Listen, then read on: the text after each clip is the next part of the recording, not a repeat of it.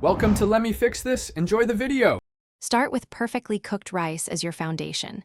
In this video, I will show you how to make gravy rice. First, rinse 1 cup of long-grain white rice until the water runs clear. Then, combine it with 2 cups of water in a saucepan. Bring this to a boil, then reduce the heat to low, cover, and simmer for about 15 minutes. Let it rest for 5 minutes off the heat before fluffing with a fork. Now, let's build the rich flavor of our gravy. Begin by melting 2 tablespoons of butter in a skillet over medium heat. Add about 1/4 cup of finely chopped onion and sauté it until it's soft and translucent, which usually takes around 3 minutes. Next, whisk in 2 tablespoons of all-purpose flour, cooking this mixture for 1 to 2 minutes to create a light golden roux. This forms the essential base for your delicious gravy. With your roux ready, it's time to develop that perfect gravy consistency.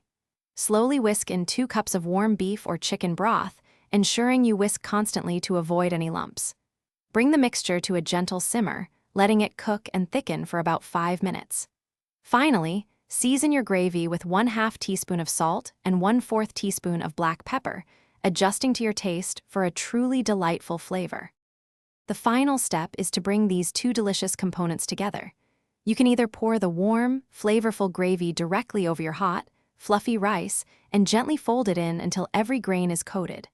Or, if you prefer, serve the rich gravy separately, allowing everyone to add as much as they like.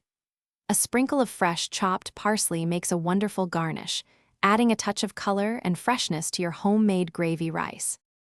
Thanks for watching. If you found this helpful, don't forget to like and subscribe.